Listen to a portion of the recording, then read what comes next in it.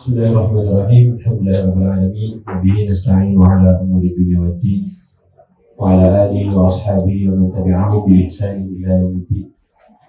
أحييكم بتحية الإسلام وأسلمكم بأحسن السلام. السلام عليكم ورحمة الله وبركاته. وعليكم السلام ورحمة الله وبركاته. رب اشرح لي صدري ويسر لي أمري واحلل عقدة من لساني يفقهوا قولي. سبحانك لا علم لنا إلا ما علمتنا إنك أنت العليم الحكيم. اللهم انفعنا بما علمتنا وعلمنا ما ينفعنا وزدنا علما. اللهم إنا نعوذ بك من علم لا ينفع ومن قلب لا يخشع ومن نفس لا تشبع ومن دعاء لا يسمع. اللهم آت نفوسنا تقواها وزكها أنت خير من زكاها أنت وليها ومولاها لا إله إلا أنت. Hadirin teman-teman, hadirin dan hadirat yang dimuliakan Allah Subhanahu wa taala. Alhamdulillah sore hari ini kita berkumpul di salah satu tempat di Rokok Coffee apa kafe?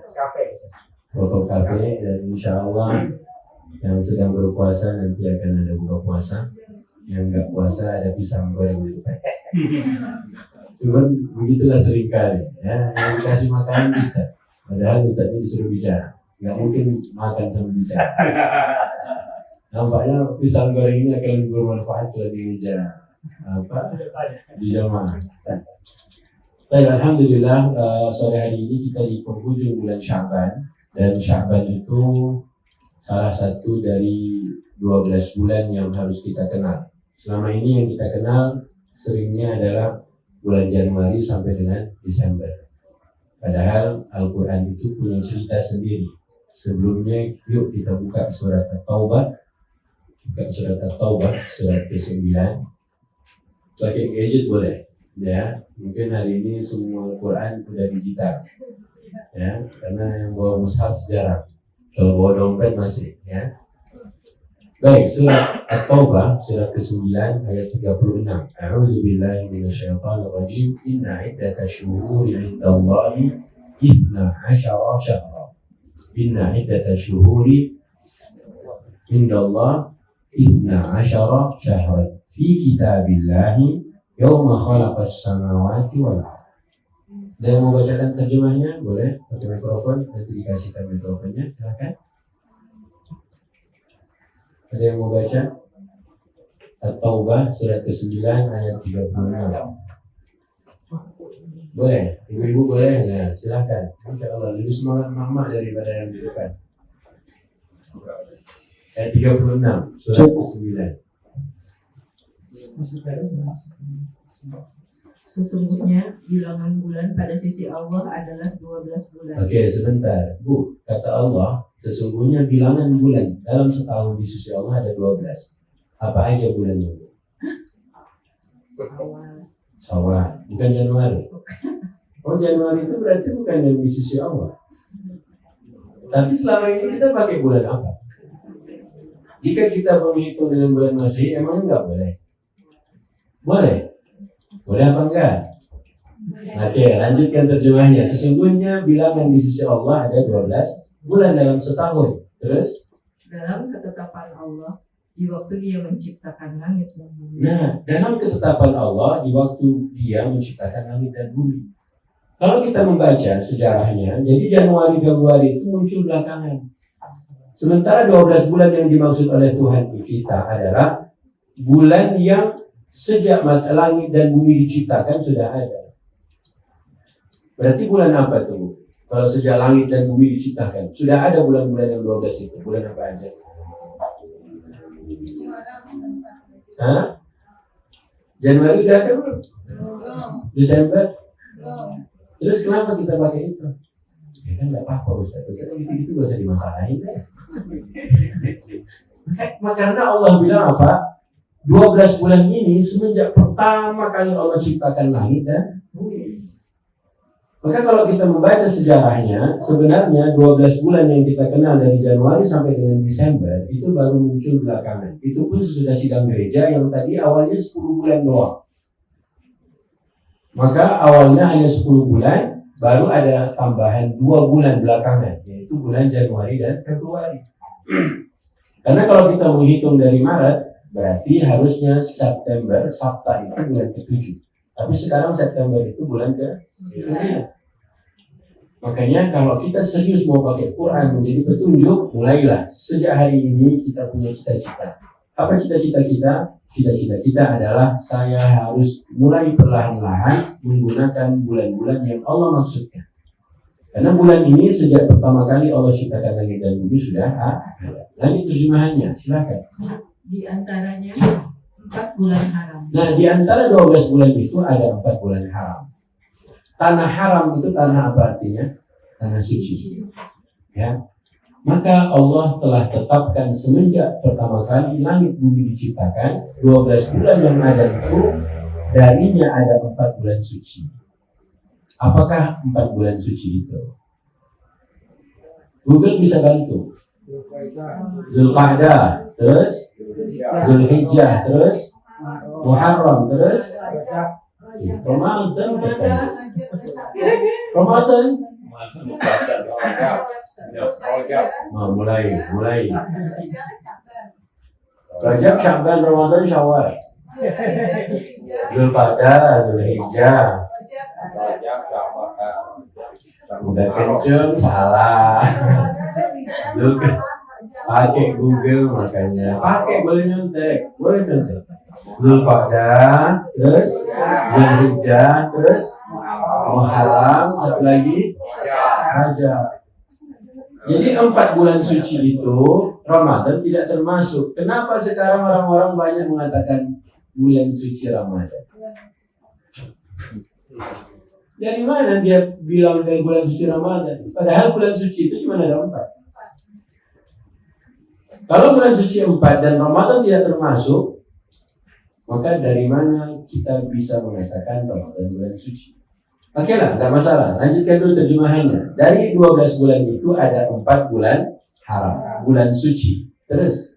Itulah ketetapan agama yang lurus. Nah, ketetapan agama yang lurus, syariat Islam yang benar, itu harus memiliki 4 bulan suci dari 12 bulan yang ada dalam setahun. Bu, ayat ini udah sering Ibu baca atau baru turun sore ini di program? Hah? Jarang dibaca. Jarang dibaca? Memang nggak hafal Quran pas Ramadan?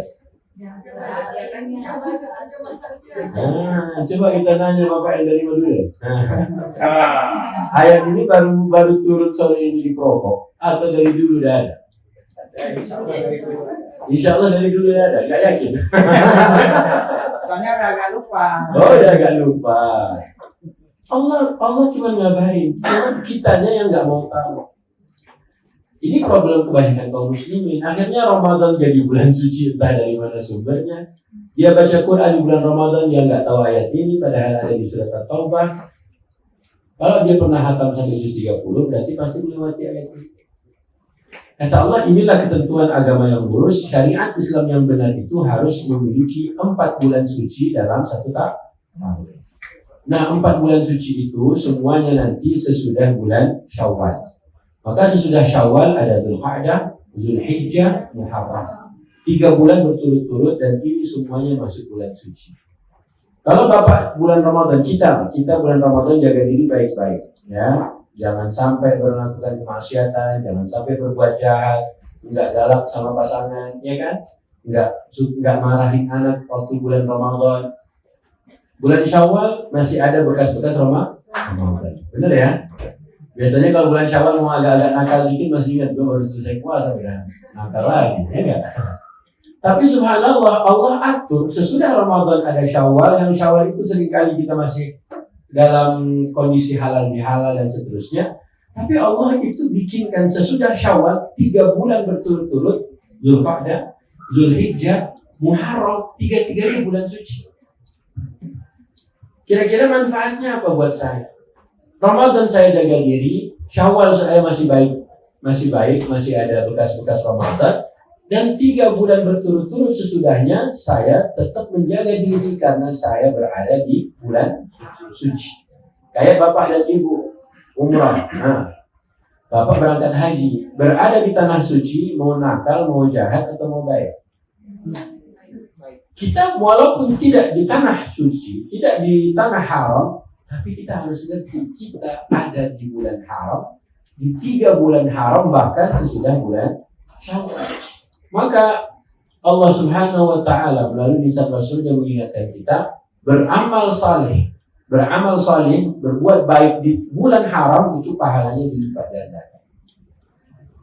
Maka sebagian ulama menyebutkan kalau kita bermaksiat di bulan suci, di bulan haram, maka dosa kita dilipat gandakan.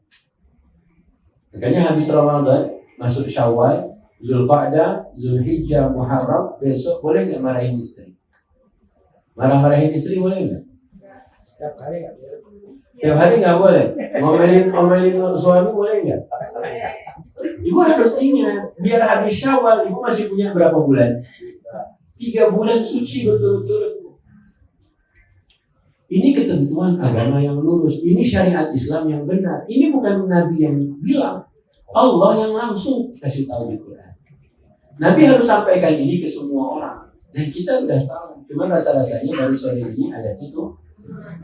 Oke, lanjut. Itulah ketentuan agama yang lurus. Terus? Maka janganlah kamu menganiaya diri kamu dalam bulan yang 4 itu. Nah, Allah punya pesan simpel. Apa kata Allah? Janganlah kamu menzalimi, menganiaya dirimu dalam bulan yang 4. Udah gitu doang.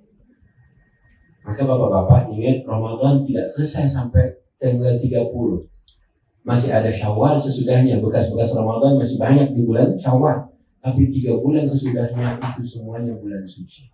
Kalau Ramadan bukan bulan suci hanya ada 4 saja, maka Ramadan bulan apa? Jika Ramadan bukan bulan suci hanya ada 4 selain Ramadan, maka Ramadan bulan apa? Hah? Bulan Quran. Bulan puasa. Bulan apa? Oke. Bulan puasa, kalau kita jawab bulan puasa, puasa Ramadan itu baru ada, itu sesudah Nabi di Madinah tahun kedua. Ya, yang jawab Ramadan bulan puasa, berarti puasa Ramadan itu baru disyariatkan tahun kedua sesudah Nabi di Mekah. Berarti Ramadan itu bulan apa kalau dia bukan bulan puasa? Yuk, sekarang kita ke surat Al-Baqarah ayat 185. Baik ya, jadi kata Allah apa? Jangan kamu menganiaya dirimu, menzalimi dirimu dalam bulan yang 4 tadi. Dan bulan yang 4 itu 3-nya ada kapan? Sesudah Syawal. Satu lagi Rajab adanya kapan? Sebelum Sya'ban. Jadi kalau dari Sya'ban dari Rajab kita udah jaga diri, masuk bulan Sya'ban kita udah masih baik. Kemudian masuk Ramadan memang udah persiapan serius. Tapi ketika kita nggak ngerti kalau Rajab itu bulan suci, masuk bulan Sya'ban kita balik lagi, masuk Ramadan, biarpun syaitan nggak ada. Kalau bahasa hadisnya apa? Sufiyati syayatin, dibelenggu syaitan-syaitan. Kenapa pertanyaannya? Kenapa masih banyak kita temukan orang yang bertanya, Ustaz, kalau memang bulan Ramadan itu syaitan dipenjarakan, dibelenggu, kenapa kita masih apa? Masih malas, itu pertanyaan yang salah. Ya, nggak usah bawa setan deh. GR banget. Gundul lagi. Ya kan? Ngapain kita tuh GR banget? Emang setan ngapain? Setan tuh puasa kagak. Terus kita bilang, Ustaz, kan kata Ustaz setan nggak ada di bulan Ramadan. Kok kita masih malas? Sebenarnya yang malas itu setan apa itu? Atau kita kalau lebih galak lagi, yang setan siapa? Ya kan? Baik, kita baca surat Al-Baqarah 185. A'udzubillahi Syahrul Ramadan alladzi unzila fihi al-Qur'an. Apa artinya, Bu? Ya, pakai mikrofon, enggak apa-apa. Di bapak-bapak nggak semangat membacakan terjemahannya? Atau udah hafal semua tawadhu'nya, Masya Allah ya? Amin. Silakan Al-Baqarah 185. Bulan Ramadan adalah bulan yang di dalamnya diturunkan Al-Quran. Subhanallah, Allah ngabarin tentang Ramadan bukan bulan puasa dulu. Tapi Allah ingatkan bulan Ramadan adalah bulan di mana Allah pertama kali menurunkan Al-Quran. Awalnya Ramadan memang dia tidak masuk bulan suci. Tapi gegara Ramadan pertama kali dipilih Allah untuk diturunkan Quran, akhirnya Ramadan menjadi bulan yang mengungguli 4 bulan suci. Itu kerennya Ramadan. Maka dalam hadis Nabi menyebutkan Ramadan itu bulan yang syahrul mubarak. Syahrul mubarak, bulan yang penuh keberkahan. Maka tadi kita punya 4 bulan suci. Semenjak Allah ciptakan langit dan bumi pertama kali, ada 4 bulan haram dari 12 bulan yang ada. Ramadan belum masuk bulan haram. Allah sengaja tunggu itu Rasulullah diutus, kemudian di bulan Ramadan Allah turunkan Quran. Maka para ulama menyebutkan Ramadan itu adalah bulan Al-Quran sebelum menjadi bulan puasa. Karena puasa Ramadan baru sesudah tahun kedua Nabi di kota Madinah. Nah, sesudah nanti syariat Ramadan hadir muncul, maka Ramadan menjadi tambah istimewa karena ada puasa. Maka Ramadan menjadi bulan Al-Quran sebelum jadi bulan puasa. Nah sekarang, bagi kita, Ramadan bulan Quran atau bulan puasa? Hah? Udah berapa Ramadan kita lalui?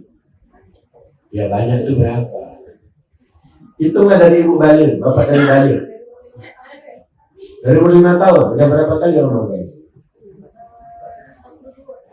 Subhanallah. Udah 42 kali Ramadan. Ya salam. Rasulullah ketemu Ramadan di Madinah itu cuma 9 kali. Rasulullah ketemu bulan Ramadan dan Nabi berpuasa dalam seumur hidupnya cuma 9 tahun. Kita kan ngalah-ngalahin Nabi. Ramadannya udah 20 tahun, 20 kali Ramadan. Nabi 9 kali Ramadan, 30 juz dalam dadanya. Oh Ustaz, poinnya di situ Ustaz. Itu sakit Ustaz kalau gitu. Kita tuh 20 kali Ramadan, 40 kali Ramadan, 50 kali Ramadan. Kita puasa tapi Qurannya tinggal. Wallahu a'lam. Ingat ya, Allah ceritakan Ramadan bulan apa? Diturunkan Al-Quran. Ramadan tadi apa? Bulan Al-Quran sebelum jadi bulan. Nah, tapi ternyata kalau ditanya, emangnya serius kita puasa? Ramadan itu bulan puasa. Orang Indonesia, Ramadan itu bulan buka puasa. Ya nggak Mas? Benar. Lihat ya. Ini hari kan tinggal 4 hari nih, kurang lebih ya. Itu Ramadan hari pertama, lihat aja, bukber dengan keluarga.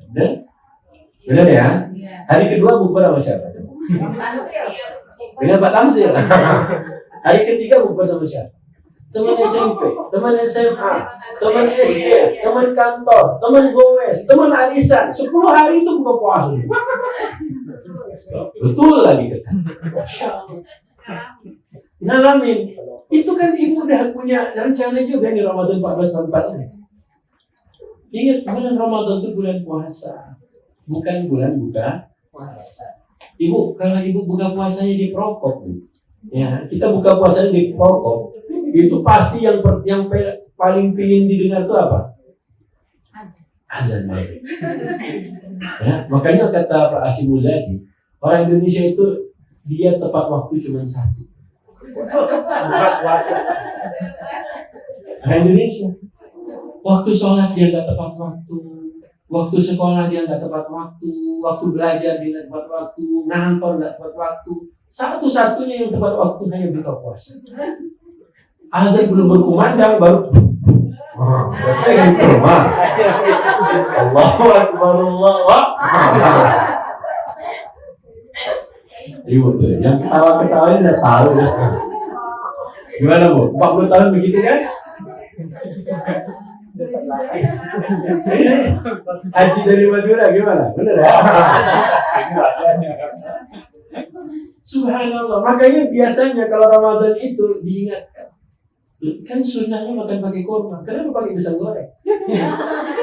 Makanya waktu Israfil sebelum subuh ini kalau ceramah, biasanya Ramadan itu ayatnya berubah.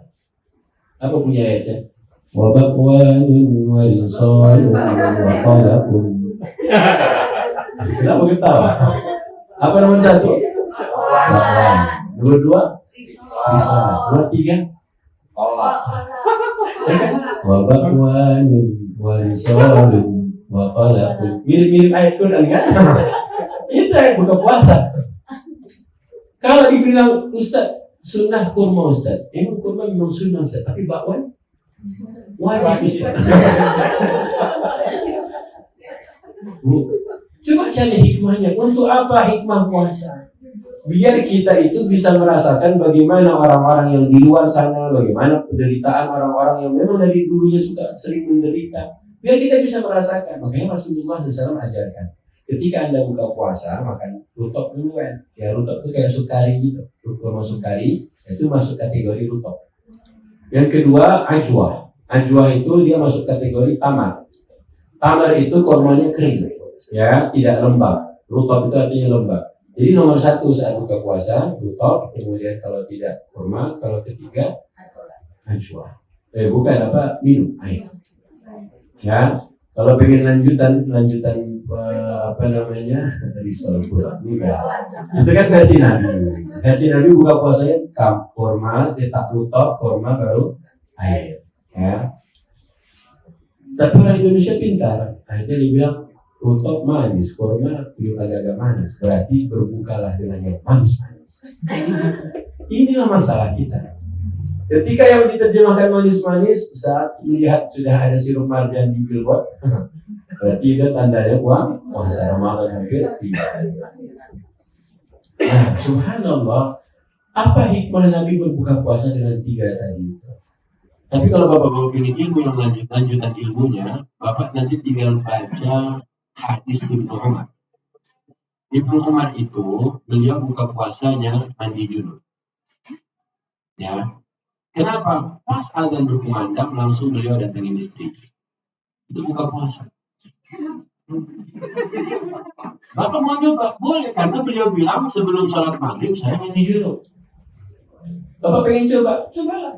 Anak-anak suruh buka puasa di masjid, Bapak di rumah dulu. Nah, yang luar biasanya, sesudah maghrib dia pulang lagi. Kata beliau, kemudian aku wudhu sekali, kemudian wudhu lagi 2 kali. Kemudian wudhu lagi 3 kali. Kemudian dia mandi. Kemudian baru sholat isya. Itu berarti berapa kali? Berapa ronde? Berapa ronde? Itu kan tidak pernah Bapak pakai kan? Buka puasanya kurma, risol, apa itu? Coba yang ini nanti. Oh bagus, program yang oke. Coba. Ba'da maghrib wudhu ronde 1. Wudhu lagi berarti 2 ronde. Wudhu lagi 3, kemudian mandi. Berarti 4 ronde. Kok bisa kuat? Bapak kalau lihat makanan buat buka puasa, itu dilahap semuanya kuat. Nah, sekarang ada yang lebih keren. Istri Bapak, bismillah. Mau nyoba? Nah, baca hadis dulu.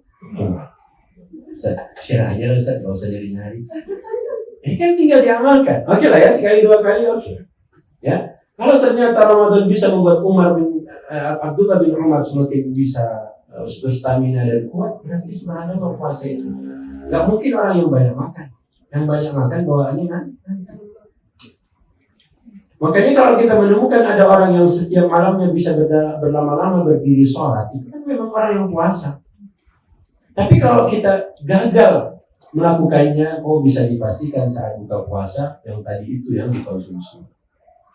Makanya lihat Ramadan besok, apakah saya ketika Ramadan nanti akan berbuka puasa gaya saya, atau saya pengen mengikuti meneladani Rasulullah SAW. Ustaz, buka puasa kan boleh Ustaz. Bahkan memberi makan buka puasa pun bagus. Iya, untuk orang lain Bapak kasih aja semuanya. Untuk Bapak jangan. Ya, Bapak banyak amal-amal soleh ketika Ramadan nanti banyaklah bersedekah. Tapi untuk Bapak coba jaga. Jaga semua itu untuk apa? Untuk supaya malam harinya bisa kita gunakan buat sholat qiyamul lail. Maka Rasulullah ketika di Mekah belum ada puasa Ramadan, belum ada sholat 5 waktu. Nah, lantas Ramadan Nabi buat apa? Nah, di Mekah itu yang baru ada sholat tahajud. Di Mekah, 13 tahun yang Nabi di Mekah itu yang ada baru sholat tahajud. Makanya Al-Muzammil itu turun, itu hampir 1 tahun dia. Durasi dia diturunkan oleh Allah. Itu untuk mendidik Nabi SAW bagaimana beliau setiap malamnya dia berikan waktunya untuk Tuhannya. Yang ngasih langit, yang bikinkan langit, Allah. Biar apa ada langit di atas? Biar kita nggak ketiban transformers kalau jatuh. Ya nggak? Coba besi dari langit jatuh ke bumi. Apa nasibnya? Allah bikinkan langit di atas. Bumi. Kalau nggak ada bumi, kita mau tinggal di mana? Allah udah kasih. Hujan Allah turunkan, gunung-gunung Allah siapkan, laut Allah bikinkan, sungai Allah adakan, pohon-pohon tumbuh buah-buahan. Semuanya Allah siapin buat kita. Kata Allah, laku untuk kalian. Tapi kita berikan untuk Allah sebulan doang, kita nggak mampu. Ramadan saja masih tadi banyak PR-nya. 10 hari pertama, oke lah. 10 hari pertama berbuka puasa dengan berbagai macam levelnya. Nah, 10 pertengahan dan 10 terakhir. 10 pertengahan biasanya kita ngapain? 10 kedua, biasanya udah ngapain tuh? Udah mikirin baju lebaran. Udah open pre-order kue, nastar dan seterusnya. Itu baru mikir tuh, pertengahan tuh baru mikir. Nanti eksekusinya kapan? 10 terakhir. Akhirnya Ramadan kita udah gitu aja. Padahal Nabi jauh-jauh hari bilang di akhir Ramadan itu ada Lailatul Qadar. Lailatul Qadri khairun min alfi syahri. Lailatul Qadar itu lebih baik dari 1000 bulan. Lebih baik dari 83 tahun. Usia siapa yang hari ini sudah 83? Ada satu malam di akhir Ramadan, Nabi tak sebut di awal. Nabi katakan ta'arraw Lailatul Qadri fil 'ashril awakhir min Ramadan. Carilah Lailatul Qadar itu pada 10 terakhir. Kalau awal 10-nya udah buat buka puasa, tengah-tengahnya sudah buat persiapkan lebarannya, 10 terakhirnya semuanya sedang di mana? Sedang mudik. Akhirnya mudiknya lebih baik dari 1000 bulan. Kuenya lebih baik dari 1000 bulan. Boboknya lebih baik dari 1000 bulan. Kita bukan pingin yang itu, kita pingin bagaimana satu malam itu kita bisa raih. Tapi orang Indonesia yang suka dihebohkan itu adalah ketika pagi harinya. Melihat matahari sinarnya tidak terlalu menyengat, wah kayaknya tadi malam Lailatul. Kalau udah kayaknya tadi malam, udah terlewat. Ya kan? Tadi malam ngapain dia? Sholat enggak, buka puasa banyak, siapin baju lebaran, akhirnya tidurnya tadi malam lebih baik dari 1000 bulan. Alhamdulillah. Gimana? Ngerasa tersindir atau ngerasa gue banget atau kayak akhirnya Ramadan begitu. Makanya tadi 40 kali Ramadan, ya Qurannya begitu-begitu aja. Coba tanyakan, juz 30 udah selesai. Boro-boro. Coba ditanya, ada berapakah jumlah surah pada juz 30? Yang bisa jawab, boleh pulang. Gak ada yang bisa jawab. Ayo, berapa ibu-ibu? Jumlah suruh pada juz 30 ada berapa? Dari Amai Tasa'alun sampai Qul A'udzu Birabbin. Baru sekarang dilihat. 40. Berapa? 40. Nah, 40. Jawaban pertama. Bu, surat An-Nas itu 114. Surat An-Naba nomor 85. Itu tanggal tahun lahir saya itu. Surat An-Naba Amma Tasa'alun itu surat nomor berapa? 78. Jika 78 dan surat An-Nas 114 berarti berapa total surah di juz 30?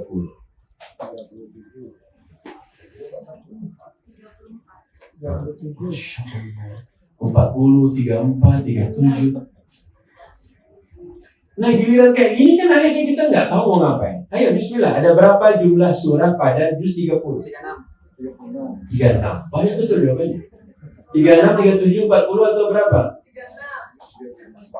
Ayo. Nah, nyontek boleh, pakai Google nggak apa-apa. 36. Hah? Gimana? Itu udah hitung? Gimana cara hitungnya? 114 kurangin 70 jadinya 13 kan salah. Plus 1 harus dihitung. 77 kurang 73. Ngitung nama surat aja susah mau ya. 37 atau 36? 37. Kalau begitu ya, kalau yang tadi sudah 40 kali Ramadan, harusnya kalau setiap Ramadan menghafal satu surah, sudah selesai belum? Coba sekarang tanya, udah juz 30 udah selesai belum dihafal? Belum semua. Butuh berapa Ramadan lagi? Ayo para ayah, ibu-ibu. Kalau ayah dan ibunya begini, anaknya gimana? Belum tentu Pak Ustaz. Anak kami lebih keren. Anak kami sudah hafal. Tapi ibu harus ingatkan mereka. Ramadan adalah bulan Al-Quran sebelum menjadi bulan puasa. Akhirnya sesudah Nabi di Madinah tahun kedua, Ramadan menjadi lebih mantap lagi karena ada puasa. Sampai di kita, Qurannya wallahu alam, puasanya jadi bulan buka puasa.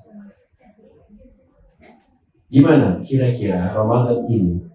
Apa yang sudah menjadi agenda kita sesudah mendengarkan ayat-ayat yang barusan kita baca, hadis yang barusan kita dengar? Maka kata Rasulullah, "Faman haruma khairahu faqad hurim." Siapa yang terhalang dari kebaikan di akhir Ramadan, Lailatul Qadar besok, maka dia enggak dapat apa-apa. Kita di awal tapi disuruh ingat yang di akhir. Maka Rasulullah di 10 terakhir itu bukan sibuk dengan dunianya lagi. Ngapain Rasulullah beriktikaf di masjid? Beriktikaf itu ngapain? Duduk diam di masjid, memperbanyak ibadah, berdua-duaan dengan Rabbnya. 10 hari Ustaz, 10 hari doang. Sisanya nggak ada yang Nabi kayak gitu, seharian suntuk di masjid nggak pernah. Cuma 10 hari itu aja. Jelang Nabi wafat 20 hari Nabi jabani. Nah sekarang 10 terakhir Ramadan besok kita udah siap iktikaf atau belum? Udah Ustaz. Di mana? Di tol. Menuju pulang. Ayo, kalau pengen ikut Nabi ada caranya. Pengen ikut Quran ada ayatnya. Kalau pengen ikut hawa nafsu, siap-siap aja nanti neraka tempat. Makanya Allah bilang siapa yang menjadikan hawa nafsunya sebagai Tuhannya. Siapa yang menjadikan hawa nafsunya sebagai Tuhannya, Allah akan bikin dia sesat. Makanya jangan kita menjalani Ramadan hanya dengan hawa nafsu. Tapi menjalani Ramadan harus dengan ilmu. Apa kira-kira Bapak-Bapak, agenda apa yang sudah kita siapkan untuk Ramadan 1444 ini? Silakan, ada yang mau jawab silakan.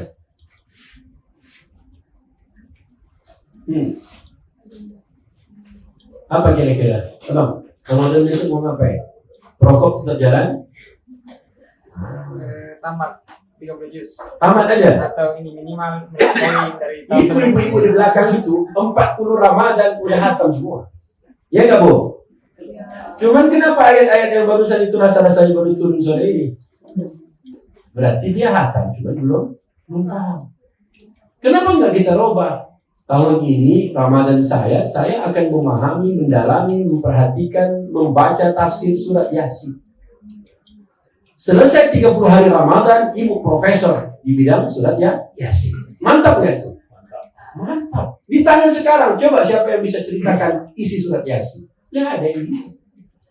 Cara dakwah ada dalam Yasin. Kota yang didakwahi ada dalam Yasin. Urusan gaji ada dalam Yasin. Urusan matahari ada dalam Yasin. Urusan bulan, bintang, tulang, pohon, semuanya ada dalam Yasin. Untuk apa Allah ceritakan semua itu? Surga, neraka ada dalam cerita Yasin. Yang mana Pak Ustaz? Yang diingat dari Yasin cuma satu kata, kun fayakun. Kun fayakun itu pertanda paling asyik kalau sudah tahlil. Kode. Udah mau habis. Kenapa? Kenapa nggak ada yang mencoba untuk Ramadan kali ini? Mungkin saya tak hatam Quran, tapi saya profesor di bidang surat Al-Kahfi. Jusman nanti alumni Ramadan, profesor di Al-Kahfi. Bidang surat Al-Kahfi. Profesor surat Yasin. Kalau ada 30 profesor di sini, Masya Allah. Ada profesor di Al-Baqarah. Kalau dipakaikan bahasa Indonesia, profesor sapi. Sapi betina lagi. Ayo bismillah. Karena target kita, makanya kata Al-Hasan Al-Basri, gimana caranya hati kamu itu bisa lembut kalau setiap kali kau baca Quran, tapi dalam otakmu itu kapan selesainya? Contoh, kita baca surat Al-Baqarah. Bismillahirrahmanirrahim. Alif Lam Mim. Tapi dalam otaknya, Kapan fansurna 'alal qaumil kafirin? Apa artinya itu? Dia baru baca ayat pertama, tapi dia nanya apa? Kepikirannya apa? Kapan ayat terakhir? Seperti baca Al-Kahfi, apa? Alhamdulillahilladzi anzala 'ala 'abdihi kitab, tapi dalam otaknya kapan? Wala yusyrik bi ibadati rabbih. Kalau kayak gitu enggak bakal hati kita akan lembut. Itu kata Hasan Al-Basri. Gimana caranya nih? Kalau kata Al-Basri, bahasa kekiniannya, gimana konsepnya? Hati ente bisa melembut, menjadi lembut kalau setiap baca Quran baru mulai udah mikirnya apa? Kapan selesai? Gimana konsepnya? Coba terangkan. Nabi Muhammad itu butuh 23 tahun untuk apa? Untuk beliau memahami 30 juz Al-Quran. Karena Nabi itu ngerti Ramadan tidak ada apa? Syaitannya. Ramadan diberkahi, mengungguli 4 bulan suci. Itu semuanya gara-gara Quran diturunkan. Allah pilih kapan Quran itu diturunkan pertama kali? Malam. Kapan? Lailatul Qadar. Makanya kalau kita mau malam-malam Ramadan itu bukan kita puasa, tapi bersama Quran. Nah, siapa lagi yang mau jawab? Tadi abang ini jawab. Agenda saya nanti Ramadan ingin hatam. Ada yang lain? Ya Ustaz, kalau soal bobot misalnya, Iya. Bobot, apakah tarawih itu juga pasangannya untuk mencapai Lailatul Qadar, ibadah tarawih selain sholat wajib, dan itu juga pasangan-pasangan yang dianjurkan selama Ramadan tarawih itu, karena itu baik. Ingat ya, awal tadi kita bilang apa? 13 tahun Nabi di Mekah belum ada puasa Ramadan. Puasa Ramadan 30 hari itu belum ada syariatnya. Maka yang selama Nabi di Mekah, setiap Ramadan itulah waktu Nabi bersama Quran. Setiap Ramadan malaikat Jibril itu datang. Dia turun, dia dengarkan Nabi, dia ajarkan Nabi. Dan selama Nabi di awal Nabi di Mekah itu surat Al-Muzammil sudah turun. Dan Al-Muzammil itu nyuruh kita apa? Yuk kita buka surat Al-Muzammil. Jadi surat Muzammil itu durasi dia turun itu kurang lebih 1 tahun. Itu tarbiyahnya apa? Pendidikannya apa? Pendidikannya supaya kita bangun malam. Untuk apa kita bangun malam? Buka Al-Muzammil. Bismillahirrahmanirrahim. Surat nomor 70 berapa? 73. Ya ayyuhal muzammil. Qumil laila illa qalila. Nisfahu. Awin qusminhu qalilan. Aw zid alaihi warattilil Qur'ana tartila. Oke, silakan ibu yang mau baca terjemahan 4 ayat pertama surat Al-Muzammil. Surat 73. Silakan. Bapak-bapak nggak ada yang mau buka mushaf di gadgetnya? Hah? Ya lagi banyak setan sih ya. Belum Ramadan. Oke, ayat 1, 2, 3, dan 4. Silakan. Wahai orang yang berselimut Muhammad, bangunlah untuk sholat pada malam hari, kecuali sebagian kecil, yaitu separuhnya atau kurang sedikit. Oke, sebentar. Orang berselimut itu lagi ngapain? Ya, salah. Orang berselimut itu lagi ngapain? Nah, Bu. Ibu kalau tidur pakai selimut, bangun-bangun selimutnya udah kemana-mana atau? Hah? Masih di tempatnya? Orang berselimut itu apakah harus tidur? Enggak. Orang yang lagi banyak masalah pun berselimut juga. Selimut masalah. Ya kan? Orang dia ngumpet di dalam selimutnya, dia tutup selimutnya, nggak tidur, itu ngapain sebenarnya? Lagi apa? Lagi ada apa dia? Lagi ketakutan, lagi apa lagi? Gelisah. Jadi ibu jangan paham orang berselimut itu harus tidur. Enggak, ibu baca aja tafsirnya. Jadi sebenarnya kalau orang lagi tidur, ngapain? Gimana dengarnya? Wahai yang berselimut. Kan nggak mungkin. Makanya berselimut di sini itu bukan karena dia tidur. Karena lagi banyak problem, lagi banyak yang dipikirin. Nah, yang begini-begini dipanggil oleh Allah. Ya ayyuhal muzammil, qumil lail. Bangunlah malam hari. Ngapain suruh bangun malam-malam? Ngapain? Qumil laila, disuruh bangun malam itu dia sholat, Bu. Illa qalilan, kecuali sedikit, ya sebentar aja. Sampai-sampai ada hadis, shallul laila walau rak'ah. Sholatlah kau di malam hari walaupun 1 rakaat. Sampai Nabi ingin memotivasi orang biar dia bangun sholat malam hari. 1 rakaat pun nggak apa-apa deh, yang penting lu bangun. Kemudian sholat. Bukan lu bangun pipis tidur lagi, enggak. Tapi kata Allah, biarpun sedikit. Kecuali apa? Sedikit. Biarpun sebentar. Nah, sebentar ini ditafsirkan oleh ayat sesudahnya. Berapa sebentar itu? Nisfahu. Apa arti nisfahu? Separuhnya. Jadi disuruh sholat malam itu berapa durasinya? Berapa durasinya? Bu, berapa durasinya menurut saya? Separuhnya. Biarpun cuma sebentar, sebentar menurut Allah itu separuhnya. Atau kurangin sedikit. Atau tambahin sedikit. Ya kan?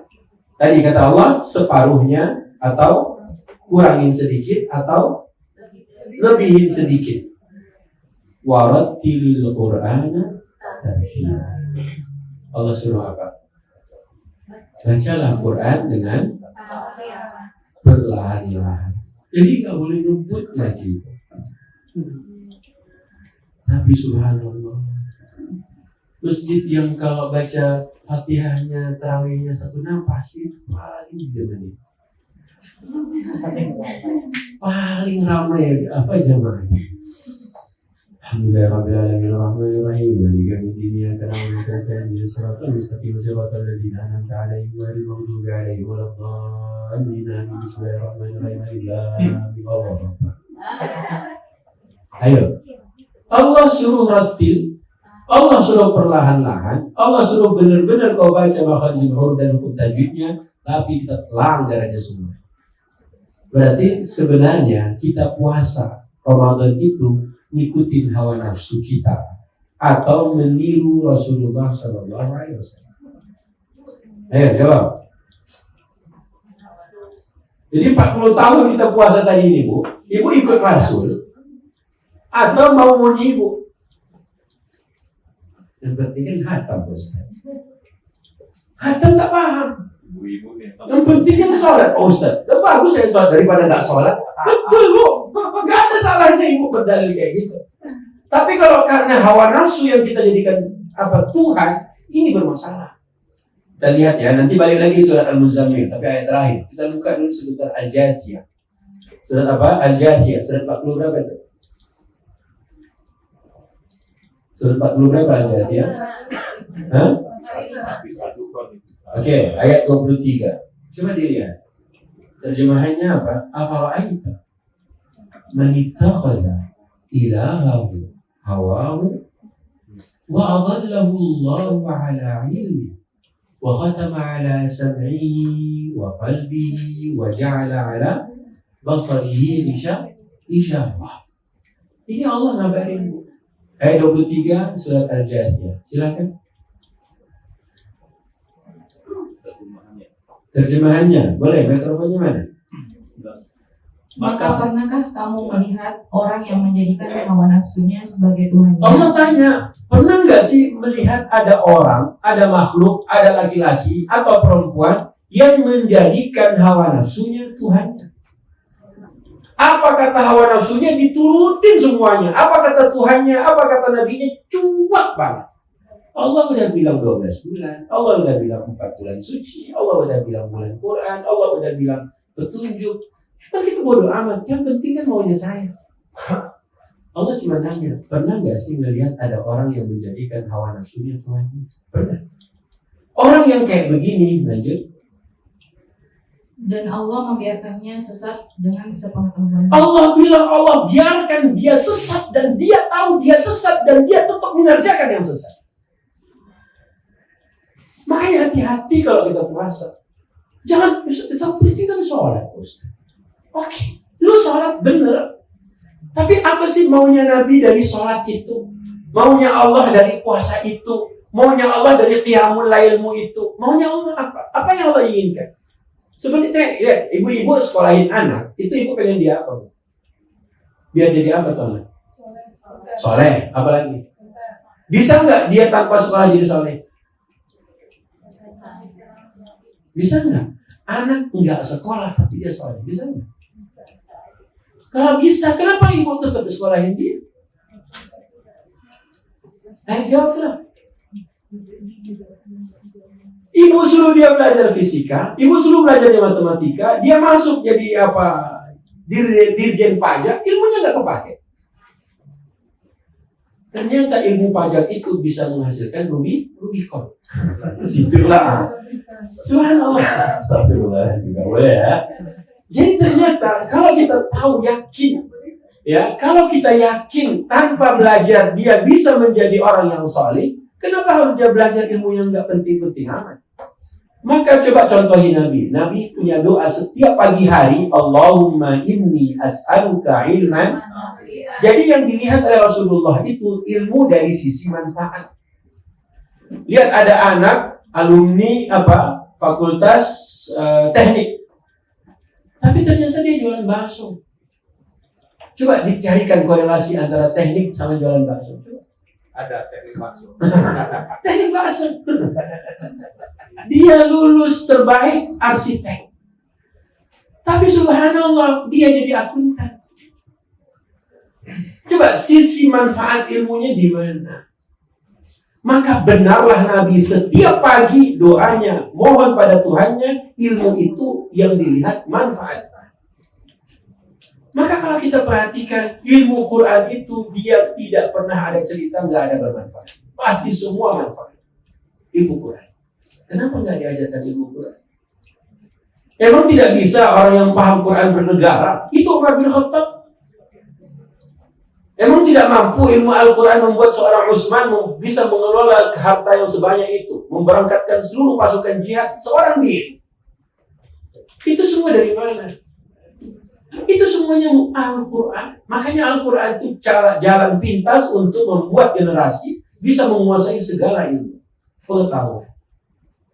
Tapi kita sering salah paham. Bukan salah paham, enggak mau paham. Makanya Allah bagusan enggak balik. Pernahkah kamu melihat orang yang menjadikan hawa nafsunya Tuhannya? Allah membiarkan dia sesat dan dia tahu dia sesat. Ya kan? Coba Bu, korupsi itu nggak baik kan? Nggak baik kan? Kenapa dia tetap korupsi? Karena hawa nafsu yang menjadi Tuhan. Maka Allah ingatkan di ayat ini. Makanya ayat ini biarpun sejak zaman Nabi sudah Allah turunkan, tapi karena kita sore hari ini baru membacanya, rasa-rasanya baru tuh. Ini kan nggak bisa kita salahin siapa-siapa. Ustaz tadi pertanyaan saya kan tentang qiyamul lail, ibadah apa enggak? Makanya jangan gaya kita menjalankan ibadah itu menuruti hawa nafsu. Hawa nafsu ini dikendalikan, diarahkan. Jangan kita hapus, jangan dihilangkan. Kalau nggak ada hawa nafsu, nggak bernafsu makan di pisang goreng. Kalau nggak ada hawa nafsu dihilangkan, nggak bernafsu minum rokok. Dapat lagi endorse. Subhanallah ya. Lanjut. Allah biarkan dia sesat dan dia tahu.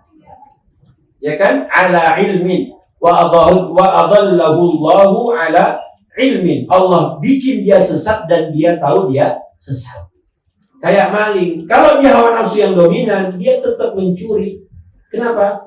Dia tahu dia nggak melakukan perbuatan nggak baik, tapi dia tetap kerjakan. Berarti itu masuk kategori apa? Allah sesatkan dia dan dia apa? Tahu itu sesat. Adallahullah, Allah sesatkan dia ala ilmin dan ilmunya, pengetahuannya dia tahu itu nggak benar. Itu kenapa itu tadi? Gara-gara dia menjadikan hawa nafsunya sebagai Tuhannya. Kok jadikan Tuhan Ustaz? Pokoknya Tuhan itu harusnya ditaati kan? Tapi yang ditaati apa dalam hal ini? Hawa nafsunya. Lanjut Bu. Apalagi yang terjadi pada orang ini? Dan Allah telah mengunci pendengaran dan hatinya. La ilaha illallah. Bu, udahlah sesat. Dibiarkan sesat dan dia tahu itu sesat. Kemudian Allah kunci apa lagi? Hatinya dan pendengarannya. Apalagi berikutnya? Apalagi berikutnya, serta meletakkan tutup atas penglihatan. Allah tak bilang Allah butakan matanya, Allah letakkan ada penutup di depan matanya. Sampai dia nggak bisa melihat kebenaran itu seperti apa. Lihat, ini akibatnya dari apa tadi? Menjadikan hawa nafsunya Tuhannya. Coba diperhatikan. Padahal dia udah berangkat haji, padahal dia sudah berpuasa Ramadan berkali-kali, padahal dia ikut sholat Id, subhanallah. Tapi karena tadi hawa nafsunya yang dia jadikan Tuhan. Makanya Ramadan jangan kita jadikan bulan buka puasa aja. Boleh buka puasa, boleh, tapi jangan Ramadan menjadi hanya bukan buka puasa. Coba, Mas Jusman, kalau ada buka puasa bukber di Prokop, itu kira-kiranya mejanya begini atau dijajar? Dijajarin kan? Terus isinya apa? 1-2 ini doang atau ada dulu dari luar, sebelah kanan kiri depan? Ayo dong. Mau kayak apa? Kalau kita pengen enak, lihatlah Rasulullah. Beliaulah teladan terbaik. Apalagi Bu, Allah bikin penutup di depan matanya. Terus apa lagi? Maka siapakah yang mampu memberinya petunjuk setelah Allah? Terus? Mengapa kamu tidak mengambil pelajaran? Subhanallah, sederhana kan? Allah tidak marah-marah.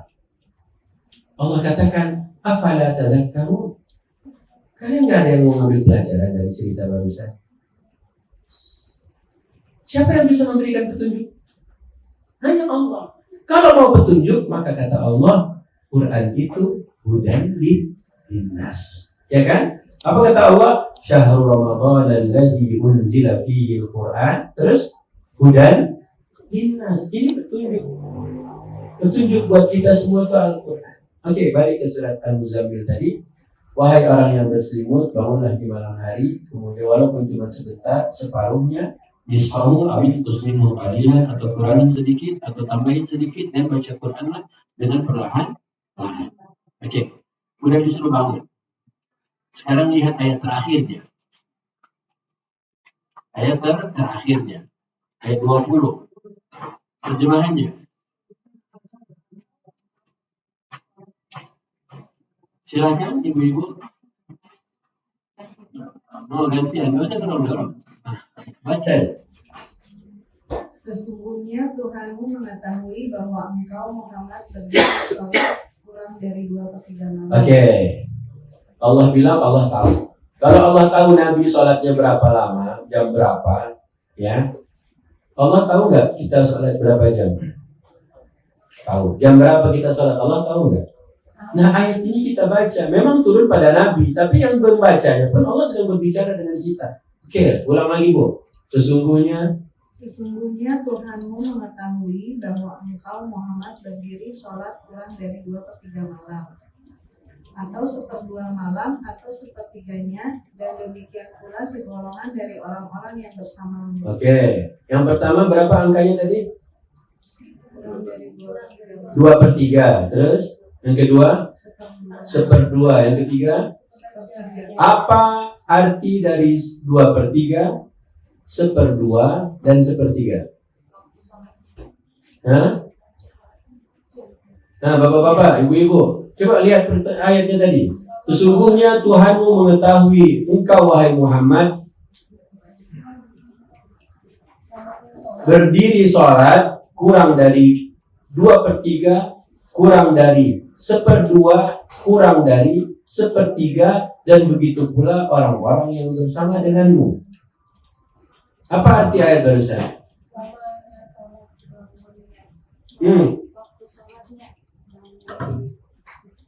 Apa artinya?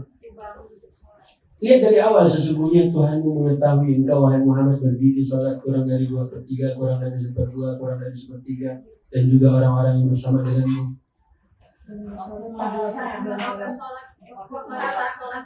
Jadi sholat malam itu jam berapa? 2/3 dari sampai menjelang subuh. Bu, yang di belakang, yang sudah 40 kali puasa Ramadan, 50 kali Ramadan. Bu, emang ayatnya baru turun? Jangan lagi bingung gitu, nah? Nah, mulai musyawarah para ahli tafsir. Gimana? Ahli tafsir? Ya. 2/3 itu waktunya waktu, pembagian waktu kan. 2/3 pembagian waktu. Gimana tuh? Cara sholat malam tuh gimana harusnya? Ya, Sebentar. Siapa yang mau duluan jawab? Bapak. Gimana? Sholat malam tuh harusnya gimana? Ingat ya. Tadi al-jathiyah apa? Apakah kamu tidak memperhatikan orang-orang yang menjadikan hawa nafsunya Tuhannya? Allah membuat dia sesat, padahal dia tahu itu sesat. Allah tutup pendengarannya, Allah tutup hatinya, Allah bikin penutup pada pandangan penglihatannya. Nah, oke, dah. Udah nggak usah musyawarah. Para ahli tafsir nggak usah musyawarah. Ayo, Bismillah. Gimana prakteknya?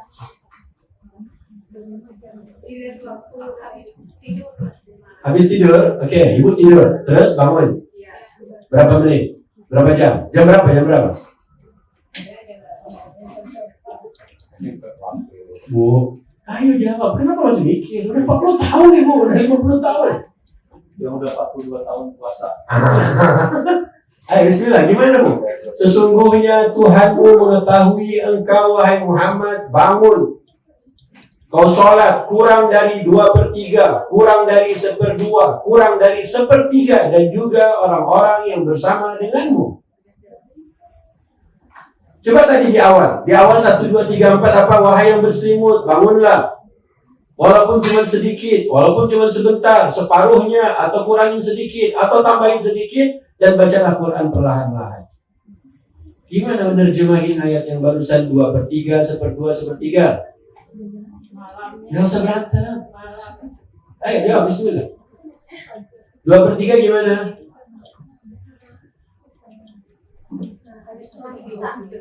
Assalamualaikum. Ini belum makan. Itu udah nyampe tanya. Ayo, Mas. Ini ada bos. Ayo bismillah. Gimana kira-kira? 2/3. Ini sholat malam ya. Qiyamul Lail. Kalau nanti di Ramadan kita sebut dengan namanya apa? Tarawih. Gimana? Kurang dari 2/3, 1/2, dan 1/3. Ayo bismillah. Nampaknya ada nenek di belakang kita. Gimana Nek? Udah, nggak usah berantem. Nggak usah beda-beda mazhab. Ayo sampaikan ya apa yang pengalaman selama ini. Bingung dia. Ya gimana prakteknya? Tuhanmu tahu engkau berdiri sholat malam itu kurang dari 2/3, kurang dari 1/2, dan kurang dari 1/3. Begitu pula orang-orang yang bersama dengan Muhammad. Jadi kan tadi harus jam itu baca Quran juga. Iya kan di awal, ini kan ayat terakhir ayat 20. Kalau ayat 1, 2, 3, 4-nya apa? Bangunlah sholat malam, biarpun sebentar, separuhnya, kurangin sedikit, tambahin sedikit, baca Quran dengan pelan-pelan. Memang berkaitan. Tapi 2/3 itu berapa? Pada Isya, gimana Bang? Kalau menurut saya 2/3 itu pada Isya, 1/2 malam itu di tengah malam, mulai jam 12, dan 1/3 itu sebelum subuh. Oke, ini jawaban abang yang pertama. Kalau 2/3 itu dia sholat pada Isya. Kalau dia 1/2 berarti tengah malam. Kalau dia 1/3, pada Isya sampai jam berapa? Sampai subuh. Kalau waktu Cuma waktunya kan kalau Enggak membagi waktu di situ kalau dalam ya 2/3 jam 6 sampai jam 10 malam. 2/3 jam 6 sampai jam 10. Kurang dari 2/3. Yang berikutnya jam 10 sampai jam 2. Dia sholat dari jam 10 sampai jam 2. Enggak, waktu dulu kan. Nah, kemudian yang terakhir itu disebutkan bahwa pukul 2 sampai bukan sampai subuh itu pun sholat ibadah gitu loh. Tapi bukan cuma mulai. Ya kan tadi sesungguhnya Tuhanmu mengetahui engkau bangun malam kurang dari 2/3, 1/2, 1/3. Ibu, lanjut Bu, yang mau jawab. Ada 2 nih bapak-bapak. Silakan. Kok nanya lagi? Nah. Jadi ada versi lain mengenai qiyamul lail itu. Iya. Jadi waktu itu ada kajian selesai itu di MRI. Beliau menjelaskan bahwa qiyamul lail itu sebetulnya bisa dimulai sejak masuk petang. Jadi dari maghrib. Nah, ini Dari maghrib sampai menjelang subuh. Masya Allah, dari maghrib. Isyanya mana? Isyanya belum. Dari maghrib bisa selesai. Jadi dia habis maghrib dia langsung salat qiyamul lail. Bukan. Yang dia namakan qiyamul lail itu dari maghrib. Iya, kan tadi berdiri. Iya. Kalau berdiri ngapain? Sholat. Ya udah, berarti kan sholat. Kalau habis maghrib sholat apa? Sama dulu baru bisa. Iya, kalau mulai dari habis maghrib, berarti dari maghrib bisa sholat apa? Kayak mulai. Udah nggak usah berantem udah lah ya. Ayo gimana 2/3, 1/2, 1/3-nya? Ayo bismillah, ayo. Dia mulai takut tuh, ya Allah selama ini gue pakai hawa nafsu dong. Bu, pakai ilmu apa hawa nafsu? Nah mulai kan, kenapa nggak mau jawab? Nah ibu yang jilbab coklat kacamata. Nah ibu yang menoleh ke belakang. Apa itu? Nah silakan. Gimana Bu? Tuhanmu tahu engkau berdiri sholat kurang dari 2/3, kurang dari 1/2, kurang dari 1/3. Ya berarti itu dari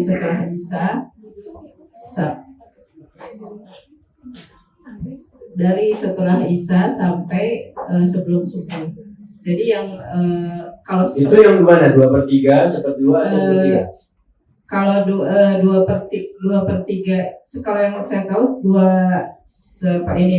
sepemahaman saya yang 1/3 malam itu dari 1:30 sampai jelang subuh. Jadi kalau yang mungkin yang 2/3-nya itu dari yang 1/2 dulu, 1/2 itu. Ibu kan udah hampir 1/3. Kalau 1/2? 1/2 itu tengah malam. Jam 12. Udah salat tahajud.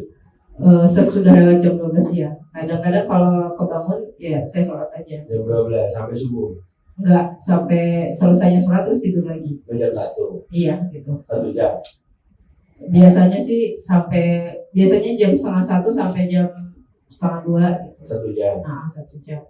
Terus kalau yang Jadi 1/2 itu 1 jam. 1/2 itu Jadi udah 1/2. iya. Hah? 9, 12, 3. Jadi kalau sholatnya jam 9 sampai jam Kalau 12. 9 kalau sholatnya jam kalau yang yang dari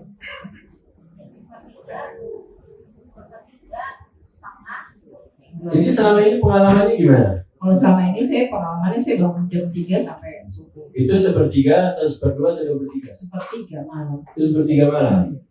Sisanya kan maksudnya. Sisanya. 1/3 malam. Nah, ibu jawab lah, bantah. Mau bantah.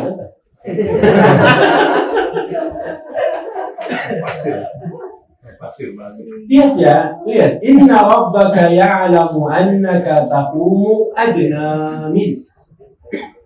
Sesungguhnya Tuhanmu mengetahui engkau wahai Muhammad itu melakukan sholat malam, berdiri sholat malam itu kurang dari.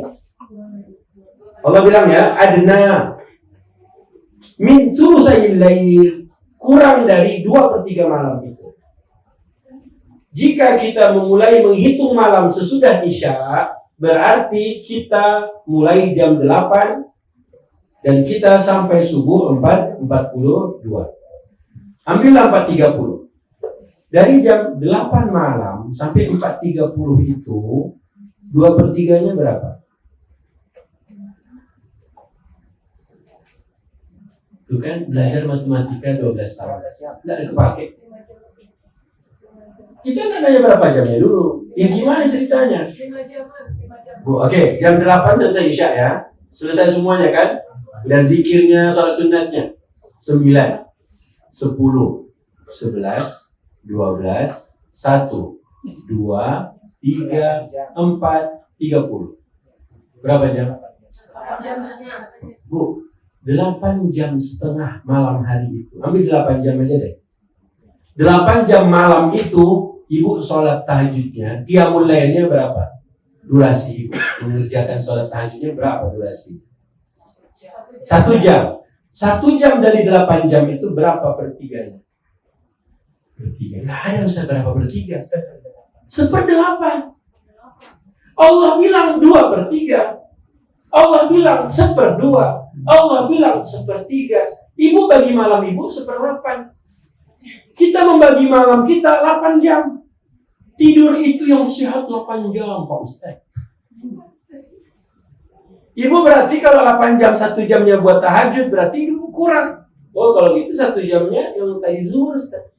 8 jam juga. Masa kita pakai begitu? Ini kan kalkulasinya kita yang bikin. Dokter yang bilang 8 jam itu tidur sehat. Benar? Benar, Bu? 8 jam tidur sehat. Benar nggak nih teorinya? Oh iya. Benar apa enggak? Benar. Ibu ikut dokter atau ikut Quran? Oke, kalau ikut Quran kita lihat surat 51. Oke, buka surat 51. Ayat 17 dan ayat 18. Baca pakai mikrofon. 17 dan 18. Nah, silakan. Mereka sedikit sekali tidur pada waktu malam. Nah, Allah bilang mereka sedikit sekali tidur di waktu malam. 7 jam dari 8 jam buat tidur itu sedikit sekali atau banyak sekali? Nah, kita punya malam itu dari jam 8 sampai jam 4 kan 8 jam. Kalau ibu yang tidurnya 7 jam dikurangin 1 jam yang buat tahajud, itu sedikit sekali tidur atau banyak sekali tidur di malam hari? Nah, ayat ini diapakan? Sedikit sekali. Baru turun juga? La ilaha illallah. Oke, ibu tahu nggak siapakah orang yang sedikit sekali tidur di malam hari? Lihat dari ayat 15, 16. Apa terjemahan ayat 15 dan 16? Sesungguhnya orang-orang yang bertakwa berada di dalam taman-taman surga dan mata air. Orang yang taati Allah, takwa itu kan taat. Orang yang taati Allah dan Rasul, itu dia akan dapat surga. Itu janji. Itu udah janji itu, nggak bisa diganggu-gugat. Janjinya surga. Allah cerita surga cuma 2, nggak usah banyak-banyak. Kalau ibu mau detail di surat yang lain ada. Tapi Allah bilang orang yang taat Allah akan dapat kebun di surga dan akan dapat mata air di surga. Cukup. Kebun ada buah-buahan, mata air buat minumnya. Oke, ayat 16-nya. Akhidina ma atahum. Silakan. Ayat 16-nya. Mereka mengambil apa yang diberikan Tuhan kepada mereka. Sesungguhnya mereka sebelum itu di dunia adalah orang-orang yang berbuat baik. Jadi ibu-ibu yang berbuat baik, muhsin, itu akan masuk surga. Kita yang berbuat baik, bapak-bapak, teman-teman yang berbuat baik, itu masuk surga. Kata Allah apa? Nanti di surga, ibu nggak perlu izin lagi, Bu. Ibu lihat ada teh di surga, ibu ambil, nggak perlu izin. Ya Allah, boleh nggak aku minta tehnya? Nggak perlu. Ibu melihat ada pisang goreng di surga, nggak perlu izin sama Allah. Kata Allah, Anda boleh ambil. Kayak kita ke umrah. Ibu kalau umrah, masuk kebun kurma, ada yang bilang halal, haji halal. Ibu apakan kurmanya? Ibu kantongin langsung, ya enggak? Karena dia bilang halal. Tapi kalau ibu mau banyak, ibu beli. Tapi yang awal-awal dikit-dikit halal. Allah itu udah mengizinkan ambil semua yang di surga, apapun yang ada di dalamnya, karena dulu di dunia kalian suka berbuat baik. Nah, suka berbuat baik itu kan ayat 16-nya. Ayat 17-nya yang tadi dibaca. Siapakah orang yang suka berbuat baik itu, Bu? Mereka sedikit sekali tidur di malam hari. Anak-anak muda hari ini akan mengatakan, saya orangnya. Kenapa? Saya bahkan tidak tidur semalam. Benar? Tapi ayat ini tidak berhenti di situ. Ayat ini dilanjutkan dengan ayat ke-18-nya. Wabil ashari, di waktu sahur. Ngapain mereka di waktu sahur? Mereka mohon ampun. Di akhir malam mereka mohon ampun. Kalau anak muda begadang akhir malam bukan minta ampun, tidur dia. Jelang subuh itulah waktu yang paling enak untuk bobo. Benar ya? Mudah-mudahan nih. Makanya Allah lanjutin tuh ayat. Oke, Anda begadang.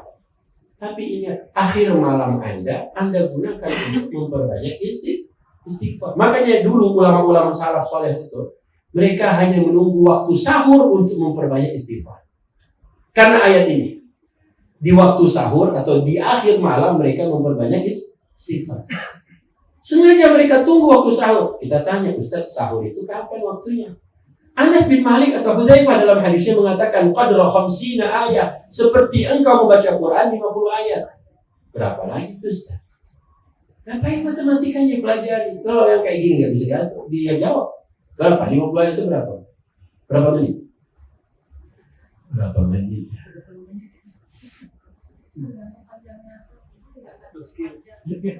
Ibu, surat Qaf itu kan 45 ayat. Surat An-Naba itu kan 40 ayat. Ya kurang lebih kayak ibu baca surat itulah. Jangan 50 ayat Al-Baqarah, lama nanti. Makanya durasinya berapa? Makanya subhanallah, siapa yang udah paham 10-15 menit sebelum kumandang azan subuh dia udah berhenti sholatnya. Kita kan enggak. Sholat witir, baru rakaat 1 udah azan di masjid. Allahu Akbar. Bayangin ya, karena kita sholat tuh mepet-mepet. Karena saya ambil yang 1/3 Pak Ustaz. Allah bilang kurang dari 1/3. Tahu nggak gara-gara ayat ini apa? Ya Allah, apa? Engkau bilang apa ya Allah? Gua sholatnya kurang. Kata Nabi, gua jabanin dari habis isya sampai jelang subuh. Gitu Nabi. Ibu, ya kan Allah tahu Ustaz. Ibu kalau dibilangin, ibu lihat tampang ibu mah angkat galon nggak kuat. Iya emang kenapa? Ya enggak. Ditantang begitu, dibilangin nggak kuat, emang ibu aku memang saya nggak kuat. Nabi dibilangin engkau kayaknya Muhammad kurang dari 2/3, kurang dari 1/2, kurang dari 1/3. Baik ya Allah, sampai bengkak-bengkak dijabanin sholat, sampai pecah-pecah tumitnya, dilakukan juga itu sholat. Bingung istrinya.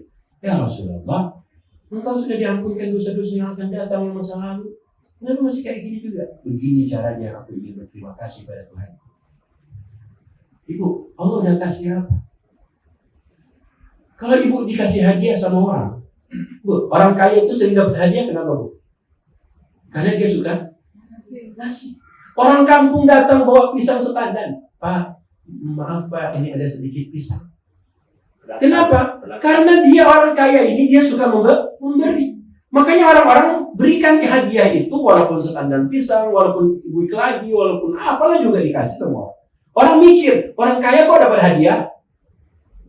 Kenapa orang kaya dapat hadiah? Karena berterima kasihnya orang-orang yang pernah diberikan hadiah dulu, bentuk uang atau apa, dia memberikan hadiah. Nah Allah udah kasih segalanya buat kita. Apa hadiah kita buat Tuhan kita? 2/3 malam buat Tuhan kita? Enggak. 1/2-nya? Enggak juga. 1/3-nya? Enggak juga.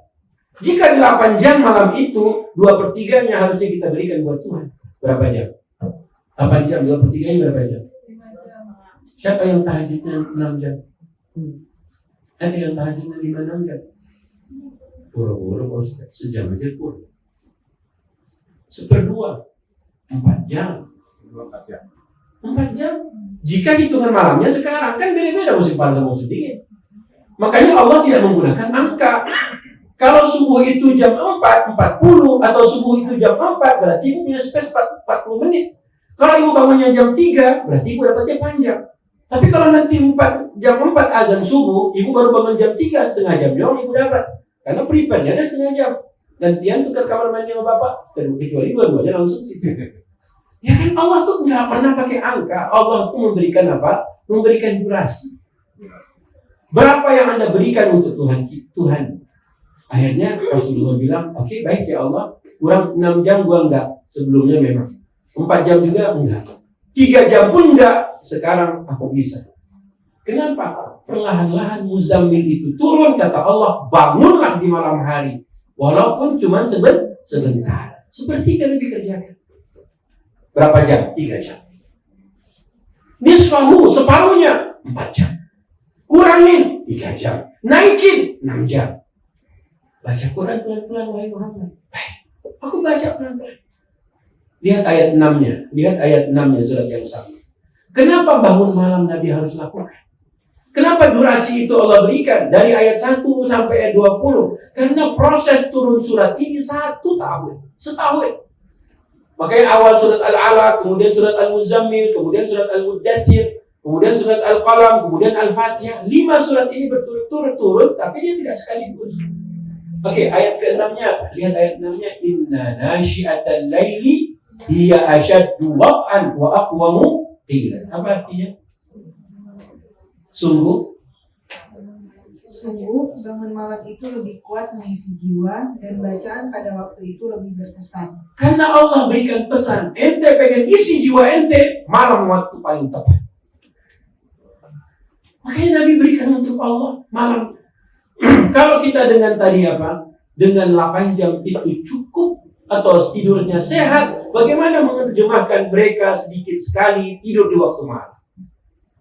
Wahai calon penghuni surga, wahai orang-orang yang baik yang akan mewarisi surganya besok di akhirat sana. Allah cuma nanya, itulah Rasulullah. Rasulullah pakai nggak? Fine, aku kerjakan. Ibu coba lihat, anak-anak yang begadang, dia masuk kantor, bisa juga kok. Bisa on time juga, karena butuh tidurnya berapa jam? Berapa jam? Kan tidur itu bukan kuantitas, tapi kualitas. Lihat itu, tentara-tentara Amerika itu. Mereka dilatih untuk dalam 2 menit langsung bisa tidur. Tidurnya cuma 5 menit sudah cukup. Karena mereka akan terjun ke bawah. Itu kalau memang benar ada ilmunya, kenapa ibu kita nggak belajar? Sebenarnya kan tidur itu saat ngantuk paling enak. Makan itu paling enak saat lapar. Makanya lauk terenak adalah lapar. Paham ya? Ini tadi siang makan kebuli, sore makan kebuli, malam makan kebuli. Nggak asik. Kapan makan kebuli itu paling enak? Saat sudah azan maghrib nanti Ramadan berkumandang. Itu ini. Paham ya? Jadi karena malam itu paling mantap untuk mengisi jiwa dan malam itu paling berkesan untuk diri kita, maka malam hari Nabi dari ba'da Isya sampai jelang subuh Nabi gunakan waktunya untuk qiyamul lail. Dalam hadis Abu Dzar. Gimana? Ramadan mau kayak gitu? Ustaz, berat. Bu, nggak ada setan. Nggak ada siapa? Syaitan. Apa yang membuat kita selama ini berat untuk beribadah? Malas. Bukan syaitan kan? Bukan syaitan kan? Bukan. Kalau gara-gara syaitan bisa apa? Kelihatan aja enggak.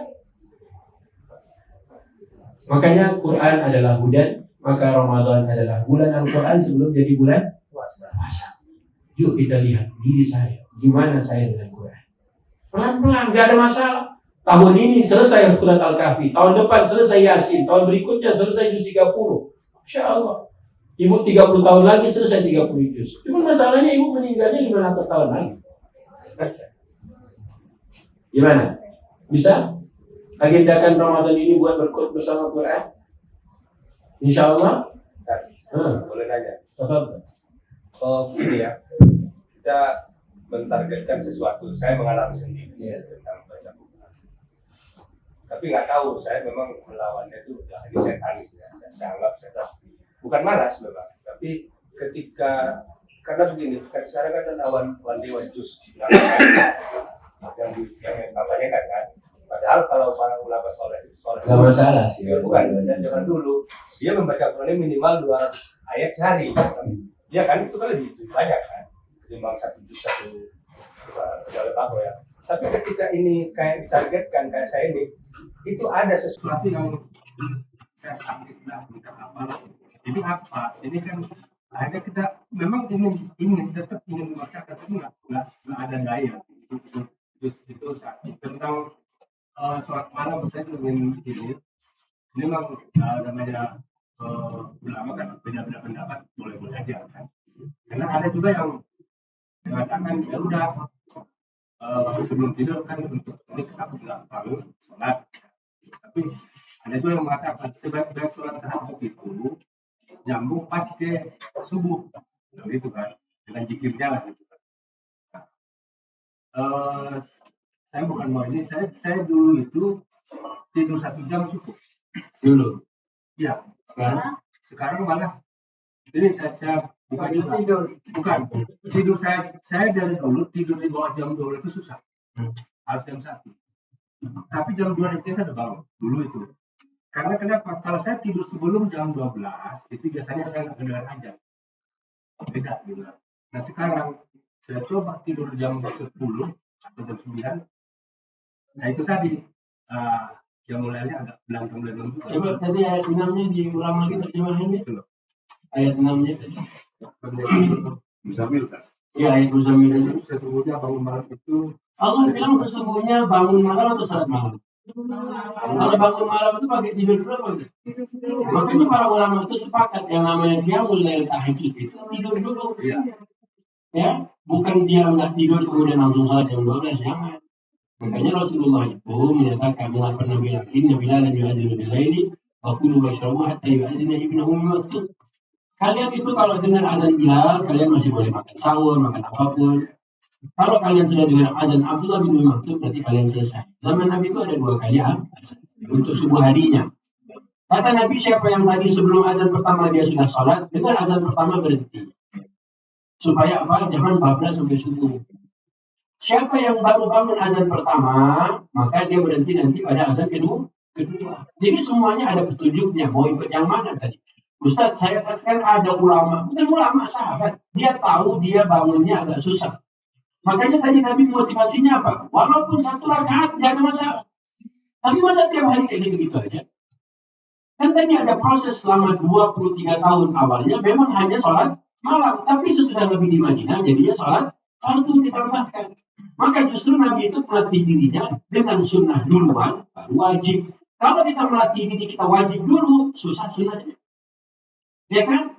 Kalau sholat anak-anak itu dilatih tahajudnya duluan sebelum sholat wajib.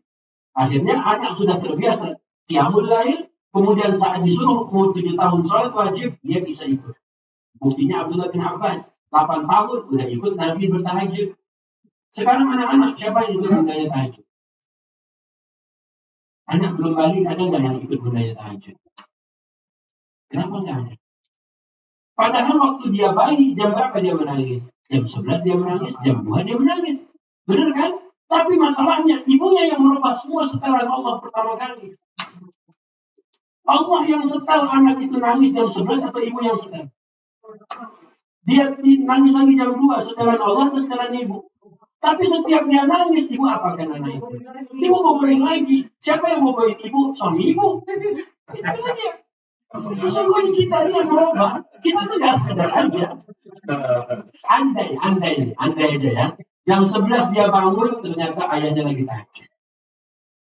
Jam 2 dia nangis dan dia bangun, ternyata bundanya lagi tahajud. Kira-kira anak itu kalau lihat bundanya tahajud jam 2, ayahnya tahajud jam 11, anak itu ikut atau dia nangis? Dia lagi gelap-gelap, lihat ada yang goyang.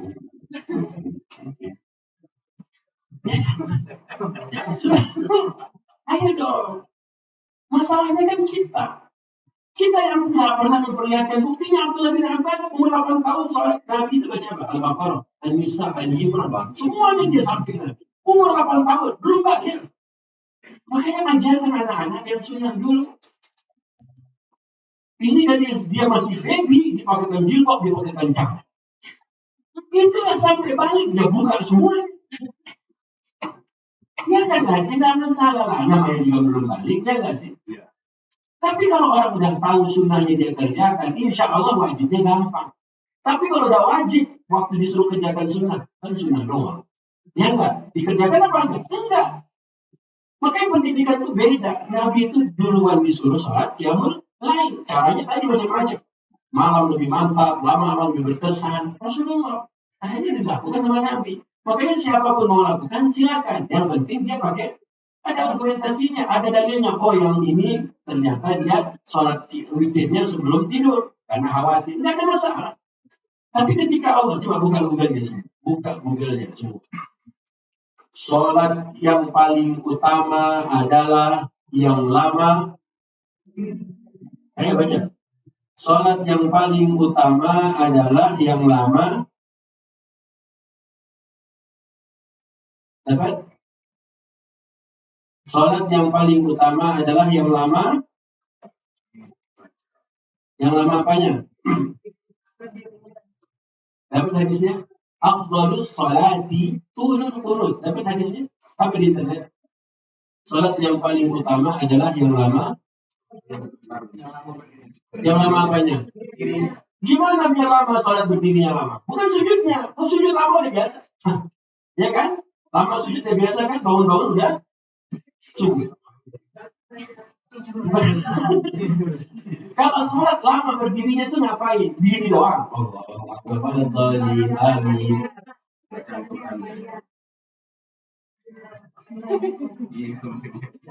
Allahu Akbar. Gitu. Enggak. Gimana biar lama berdiri? Nah, Bang Haji. Gimana biar lama berdirinya, Mas? Yang modal itu harus panjang dong. Modalnya harus panjang, modal suratnya. Ini modal trikul berapa jam? Kulhuwallah berapa jam?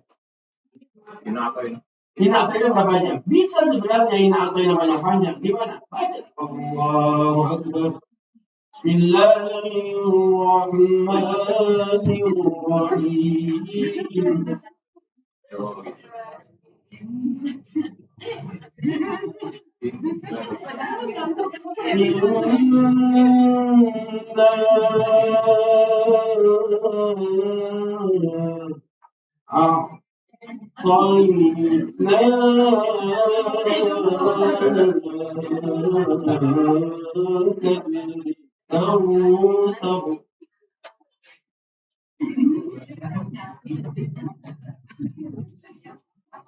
Bismillahirrahmanirrahim. Bisa lama-lama kayak gitu. Modal 3 ayat, mau 1 jam, susah bos. Ayo dong, kalau kita sadar sholat yang utama, turun lama berdirinya, modal harus banyak. Baca Baqarah, pasti panjang. Pasti deh itu, benar nggak? Ini trikul, nggak bisa. Ayo tambahin ayatnya. Tambahin dong ayatnya. Habisnya udah jelas. Akhirnya Bapak pun, ya Ustaz, boleh nggak pakai HP Ustaz? Boleh. Siapa yang larang? Boleh zaman now bos. Cuman pastikan lagi pakai HP, mau ada pesawat. Ya kan? Benar nggak? Ini lagi. Apalagi teman ittakhadha ilahahu. Lagi sholat. Ya kan? Boleh, sholat tahajud boleh, qiyamul boleh, siapa yang marah? Boleh. Ibu mau baca Quran segede-gede depan mihrab ibu pun boleh. Cuman pasti, ya, udah waladhdallin, amin, bismillahirrahmanirrahim.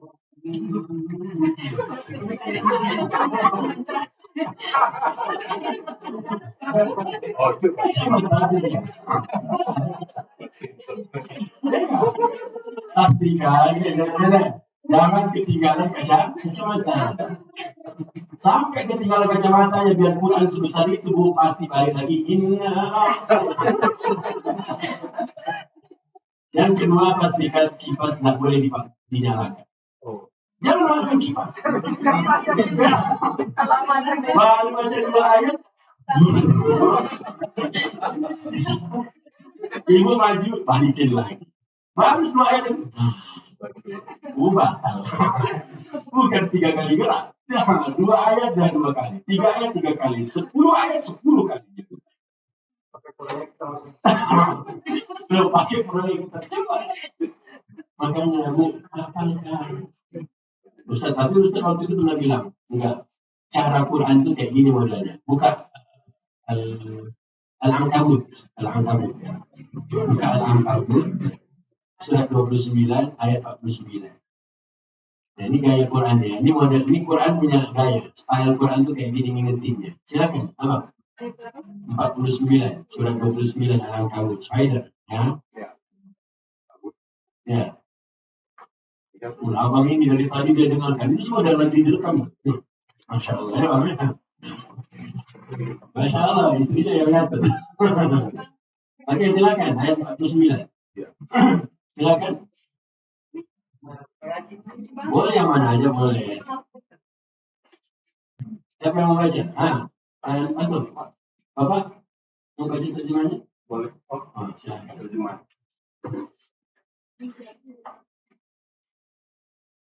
Sebenarnya Al-Quran itu adalah ayat-ayat yang jelas di dalam dada orang-orang yang berilmu. Masya Allah. Harusnya ayat-ayat Quran itu ada di mana? Dadanya siapa? Masya Allah. Jadi Allah cuma ngabarin Garuda. Kita yang di dalam dada bukan ayat Quran. Garuda. Macam timnas nasional aja. Padahal tak pernah main bola.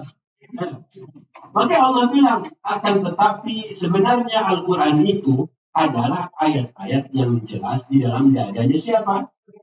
Allah tak bilang orang beriman. Allah bilang kita yang menuntut ilmu ini, harusnya Quran itu ada di mana? Di dalam dada. Yang berpuasa boleh buka puasa. Ya. Oke, lanjut Pak. Kalau ada yang bilang masa sih Quran di dalam dada? Lanjut. Hanya orang-orang yang zalim yang mengingkari ayat-ayat kami. Subhanallah. Orang zalim doang. Ayat-ayatnya. Jadi sebenarnya Quran Allah turunkan agar diapain? Agar diapakan Quran itu? Agar orang-orang yang berakal sehat mendapat pelajaran. Bu, Pak. Baru pertama Al-Quran penuh berkat. Yang kedua agar mereka menghayati ayat-ayatnya. Yang ketiga, Agar orang-orang yang berakal sehat mendapat pelajaran. kalau kita baca Quran, dapat pelajaran, itu tandanya akalnya. Kalau baca Quran, nggak dapat pelajaran, itu tanda akalnya. Tanda akalnya. Gerung bisa ngomong, Rocky itu bisa ngomong. Kita udah punya ayatnya duluan. Sebelum Rocky Gerung ayat lahir, dah ada ayatnya. Cuma nggak ada orang Islam yang tertarik sama ayat ini. Allah cuma bilang satu, perhatikan, hayati ayat-ayat Quran. Buktinya apa? Kun fayakun menjadi wirid. Buktinya apa lagi? Selama setiap kali kita baca Quran, kita tidak pernah menghayati. Siapa yang menghayati surat Al-Kautsar, Inna A'tayna tadi, ayat keduanya itu bunyi ayatnya fasalli li rabbika wanhar, dalam bahasa Arab bukan untuk sapi, bukan untuk kambing. Kalau hewan itu ditumbangkan, kemudian disembelih saat dia sudah jatuh, itu Quran, itu dalam bahasa Arab tidak menggunakan kata naharo. Yang digunakan harusnya zabaha. Harusnya ayat itu kalau disuruh sembelihnya kambing atau sapi, maka bunyinya begini, fasalli li rabbika wadbah. Tapi ayat ini menggunakan wanhar. Naharo itu sembelihan yang hewan kurbannya tidak ditumbangkan. Hewan apa itu? Hanya unta. Kalau kita rajin baca Al-Kautsar, harusnya yang kita sembelih itu unta. Unta itu minimal 30 juta. Siapa yang pernah ngeluarin waktu Idul Fitri, Idul Adha itu 30 juta? Dia keluarkan 30 juta, berapa jam kemudian sudah jadi daging dicincang-cincang. Ambil Scoopy satu yang baru, ya, sore harinya udah dikasihkan ke orang. Rugi apa enggak? Ini 30 juta dipotong, dikasih ke orang. Makanya kata nahar itu untuk unta. Tapi baca Inna A'tayna, boro-boro nyembelih unta. Kambing pun nggak pernah. Berarti ayat itu selama ini hanya menjadi wirid, rutinitas yang dibaca, tapi nggak pernah kita hayati. Andai kita hayati, coba siapa yang tahu Rasulullah berkurban itu berapa ekor unta? Siapa yang bisa jawab? Rasulullah berkurban berapa ekor unta? Nah, Rasulullah berkurban berapa ekor unta? Nabi menyembelihnya berapa? Dengan tangannya Nabi menyembelih berapa ekor? Nabi berkorban 100 ekor unta. Yang Nabi sembelih dengan tangannya sendiri berapa ekor? Sisanya siapa yang sembelih? Bayangin ya, kok bisa-bisanya Nabi berkorban 100 ekor? Coba Bu, kalau satu ekornya minimal 30 juta, 100 ekor berapa? Dalam otak kita yang namanya kurban itu, yang penting setiap keluarga kurban 1 ekor kambing. Itu aja dalam benak kita. Nabi itu pelan-pelan Bu, sampai nanti pada akhirnya beliau bisa berkurban untuk rohnya 100 ekor. Pernah nggak kita kepikiran, hari ini, tahun ini saya kurban 1 ekor kambing. Tahun depan saya kurban 1 ekor sapi. Tahun depan saya kurban 10 ekor sapi. Tahun berikutnya saya kurban 100 ekor unta. Pernah nggak dalam otak kita? Nggak ada. Jarang-jarang kita lihat. Yang ada itu gimana caranya sekeluarga bisa kurban dapat 1 ekor kambing. Padahal Nabi itu saat berkurban bikabsyaini akroyani, dengan kambing yang tanduknya besar. Itu Nabi. Emang ada apa dengan tanduk besar kalau nggak disembelih? Beda harganya kambing bertanduk sama kambing tak bertanduk. Udahlah kambing itu tak bertanduk, kecil lagi.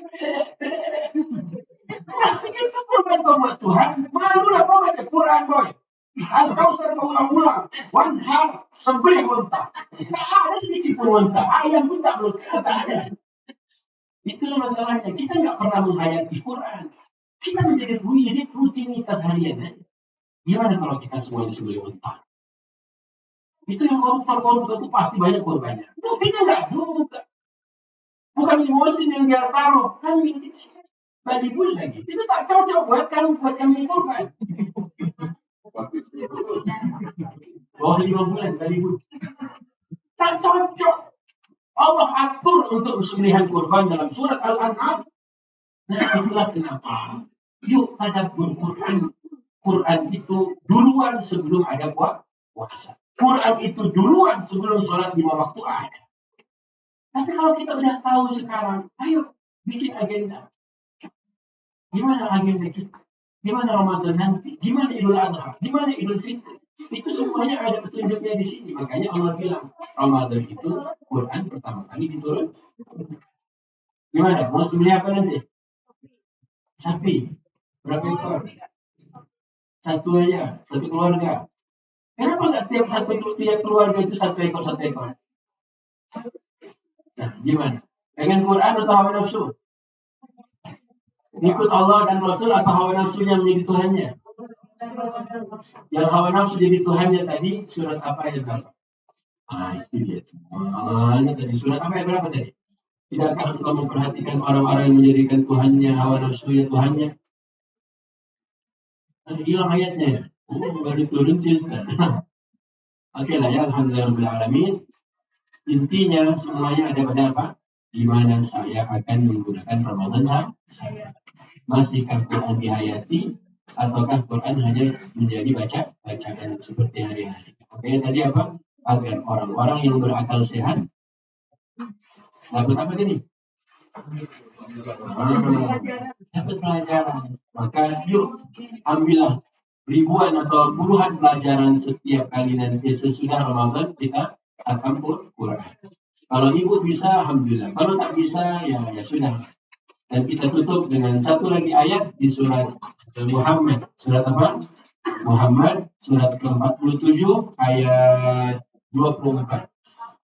Ya, alhamdulillah hidangannya sudah datang. Selamat menyantap. Ya. Yang mau makan, silakan. Jangan lupa baca doa pakai tangan kanan. Oke, silakan. Ayat 24 surat Muhammad.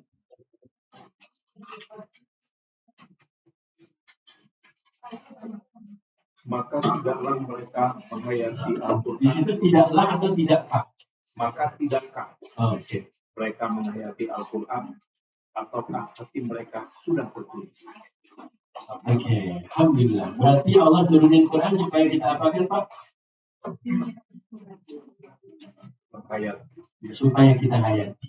Mulai nanti Ramadan besok, udahlah, yang sudah 40-50 tahun kali Ramadan, ya, mau hatam juga atau mau memahami menghayatinya. Ustaz yang mana Ustaz kalau nggak hatam, itulah ibu. Nah silakanlah hatam aja bu, serah. Diingatkan supaya dihayati, tak mau juga dia. Hayatilah, biar dapat pelajaran. Yang bisa ambil pelajaran cuma yang akalnya sehat. Yang nggak dapat pelajaran kalau kasih ayat barusan, karena hatinya terkunci. Kenapa hati terkunci? Maksiat banyak, setannya banyak. Sebelum Ramadan dia tak jaga diri. Oke? Yuk ya, surat Muhammad ayat berapa? 20. Coba ulang lagi terjemahannya berapa? Maka tidakkah mereka menghayati Al-Quran, ataukah hati mereka sudah tertutup? Buka hati kita di bulan Ramadan dan fungsikan akal kita di bulan Ramadan dua-duanya dengan cara baca Al-Quran. Ya, membacanya sambil ditadabburi.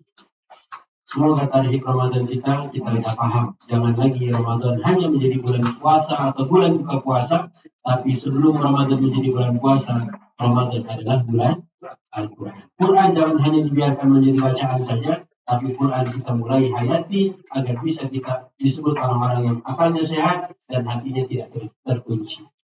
Allah a'lam bishawab. Terima kasih Bang Mas Dusman dan Le dan tim Prokop ya, dan juga semua hadirin dan hadirat. Semoga Allah terima keberkahan dan berkahi pertemuan kita sore hari ini, dan semoga Allah sampaikan kita ke bulan Ramadan dan Allah jadikan kita ahli Al-Quran.